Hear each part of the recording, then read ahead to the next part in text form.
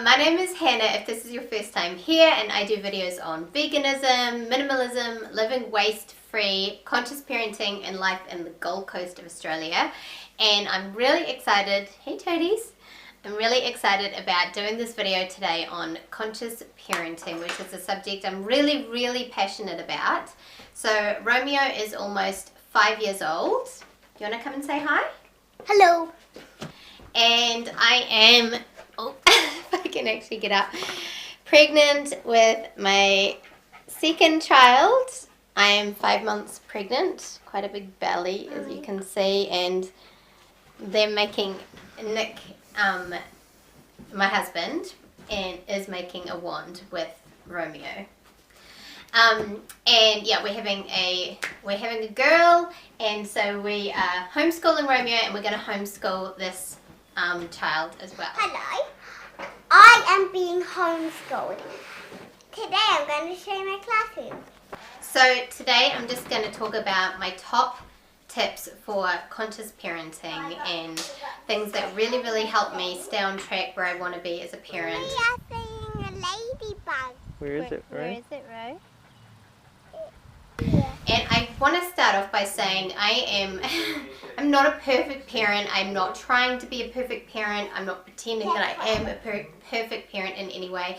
Nick and I make mistakes all the time, and part of being a conscious parent is acknowledging mistakes when we make them, acknowledging them to Romeo, and showing him how to, what to do when we make mistakes. We apologize to him, we acknowledge, what we did wrong and how we could improve on it better. So being, a conscious parent is not about trying to be some sort of like perfect model parent in any way, shape or form. It's really just about trying to provide a really nurturing and loving and supportive environment for your child so that they feel loved, valued and respected, regardless of their age and regardless of whether they are acting in a way that is really amazing or whether they are doing something that is, misbehaving. So let's get started on the tips. Treat your children like an equal. So the way that I view my relationship with Romeo is that I'm not an authority figure to him, and he doesn't have to do what I say. I treat him like an equal. This does not mean that he does whatever he likes and that he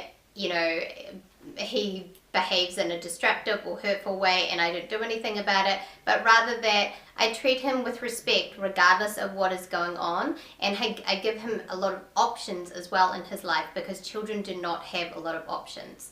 There's a really great quote, and I'm probably not going to word it correctly, so I'm going to write it on the screen, and it's by John Holt, and I first heard about it in one of Alan Fisher's videos, and it really revolutionized my parenting. So I'm going to have that up on the screen now.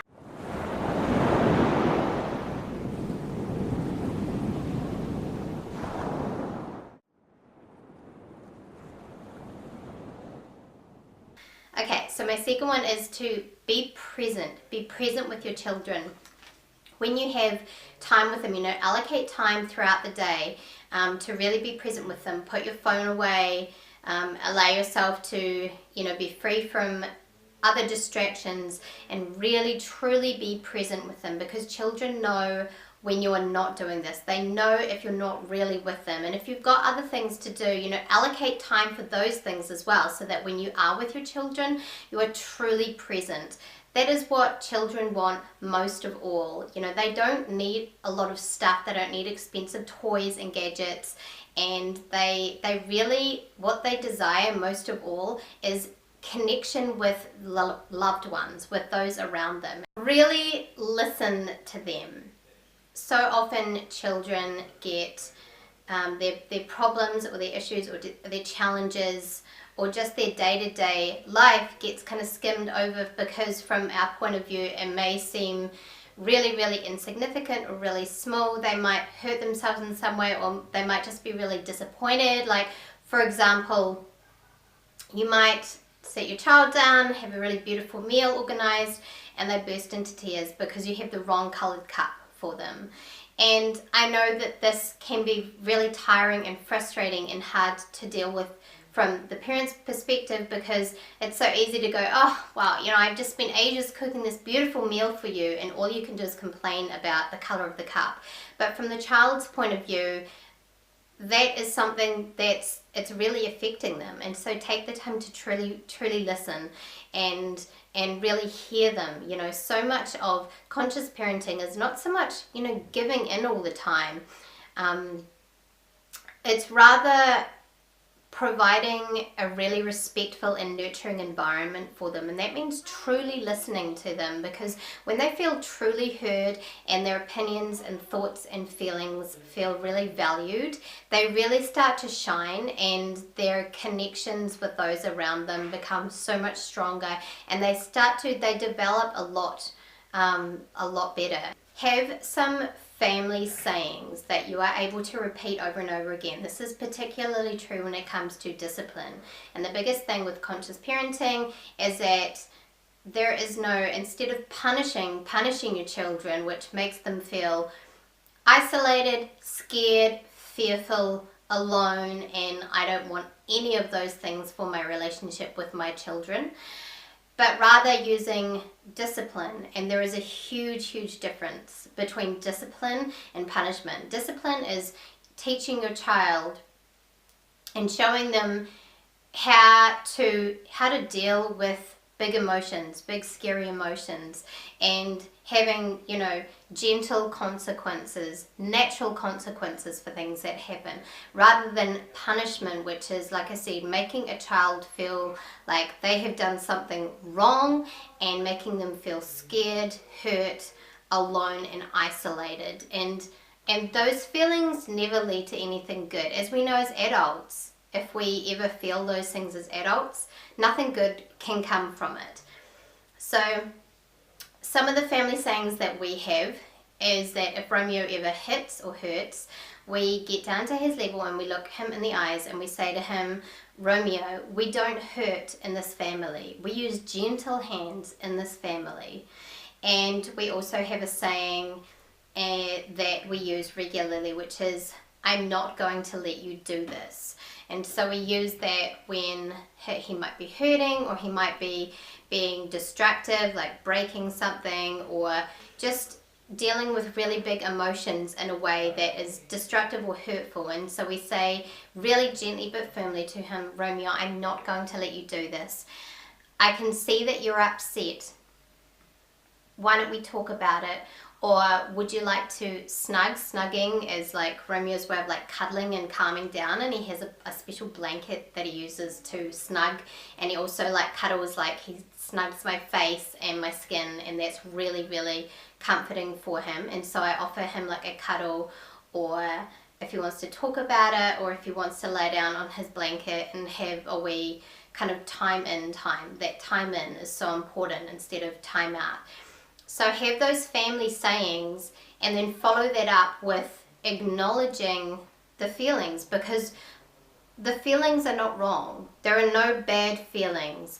It's what we can do with those feelings. So it's our job to teach our children that we want to express those feelings in ways that are healthy. So that might mean, you know, letting your frustrations out by hitting a pillow, or you know, crying, having a really big cry. Those things are really healthy forms of letting really big feelings out, because we don't want them to suppress their feelings, but we also want to avoid them, you know, being hurtful or destructive with their feelings. So have family sayings, create them, and you will find that just like having routine in the house, it really revolutionizes the way that you parent, because wherever you are, or whatever is happening, you can always have those sayings, and you can pull them out at any moment, and it kind of gives you a sense of calm and relief as a parent as well, to know like, oh wow, if this thing happens, I know what to say, because we've got these sayings.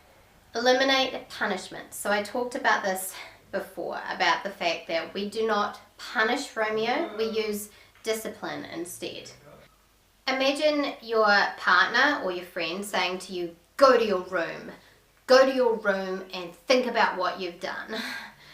Would you feel better if you were feeling really frustrated and really angry or just really hurt about something, and you didn't express that in a healthy way, and the person that you expressed it to reacted in an angrier way and isolated you from them, how would you feel? And now imagine that you're a really small child. It would be even worse, because remember, we as adults have so many different support networks. We have the opportunity to create networks of support in multiple different ways. You know, through online, you can message people when you're having a bad day, you can call somebody, you can go to all these different people. Your children just have you.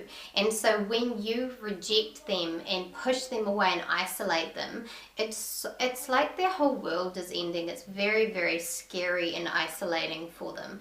And so I personally want to avoid that, because I don't want Romeo to do things, be a good boy out of fear. For me, I don't want him to fear me, and I don't want him to feel like he can't do certain things because I'm gonna get really, really, really angry at him. Get out into nature. Try to, reduce, if your child has a lot of screen time, try to reduce this a lot as much as you can, and just get outside as much as possible. This is one of the big reasons that we moved to the Gold Coast, because where we were living in New Zealand was so beautiful but so cold, and I found that we were inside so much more because it was so cold. And so Romeo ended up watching a lot more programs than I really, really wanted him to. And so now he hardly watches anything at all, and when he does, it's really consciously chosen. And we don't have a TV, so everything that he watches, there's no adverts or anything. And honestly, he thrives in nature, like hours and hours and hours every week of nature time, as much as possible. And kids just thrive so much in the natural world. So do adults. I go crazy if I don't get outside. I absolutely love getting outside, and it's so important for children to connect with the natural world and get fresh air and sunshine as much as possible. The next tip is something else that I am personally really passionate about, and that is avoiding gender stereotypes. There is a lot of focus still on gender stereotypes. You go into a clothing store and even op shops, and it's like girls and boys clothing, and we've always brought Romeo up to feel like there's no restriction when it comes to his gender, and because these things are not helpful for nurturing for children. They are not helpful for their development, and they really get in the way. And so we give Romeo choice when it comes to choosing his clothing. Like, he chooses all of his clothes, and he chooses what he wears every day. He chooses what he buys, and he's always loved the color purple. He's always loved wearing it, so that's something that he wears a lot. If you've watched our videos, you'll know this. We never tell him that he can't wear dresses, that he can't play with dolls, that he can't do certain things because he's a boy.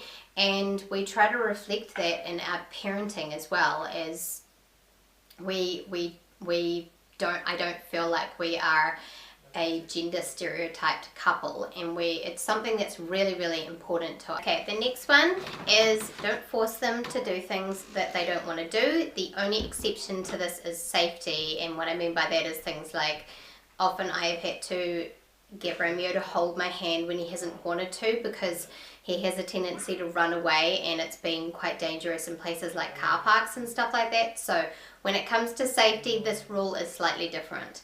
But what I mean by this is things like physical touching with others or with you. I never force Romeo to do anything with his body that he doesn't want to do, such as, oh, you have to kiss your grandma. Oh, you have to kiss me. I asked his permission instead and see if he wants to, and that gives him the space to say no if he doesn't want to, and often he does say no. Forcing them to do things when they're not ready, such as, going underwater, for example. Romeo recently learned, a few months ago, he's been learning how to swim, And initially he was really scared of going in water past a certain kind of point, and I knew that if I forced him to do it when he wasn't ready, it would create fear for him, and he also wouldn't feel like he was making the decisions. It would feel like it was not in his choice what he was doing, and he was doing things with his body that he wasn't wanting to do. And so I didn't force him to do that, and because of that, when he felt ready to do it, he just absolutely blossomed, and he learnt how to swim. He learnt really quickly, and he absolutely loves it now. There was no fear around the learning environment. That's Toto in the background barking, probably at cats in the backyard. Eating and drinking when they don't want to. If your children don't want to eat, we don't force Romeo to like eat all of his food or anything like that. We do have restrictions on things, like if he wants some sort of treat food and it's just before dinner time, then we obviously say no, but we don't force him to drink water if he's not thirsty, or eat food if he's not hungry or if he doesn't want it. And something to consider as well is when providing a really supportive environment, if they're doing things that, if there's unwanted behavior going on, think about their needs. Are their needs being met? Are their physical needs being met? Are they tired? Are they hungry? Are they feeling overwhelmed? Has there been a lot going on lately? Is there something really big that's happening, or even just something that's really big for them that could be affecting them? Because their behavior is a reflection of what's going on for them. And sometimes just having a really big day out, it could be a really amazing day. It may not be anything bad, but it could just be really overwhelming and overstimulating for them, and that can bring up some really strong feelings for them. And things like going through challenges, like there was a phase where Romeo in the first trimester, he didn't really want us to talk about the baby that much because he was really excited when I got pregnant and so happy, and he's really excited to be a big brother.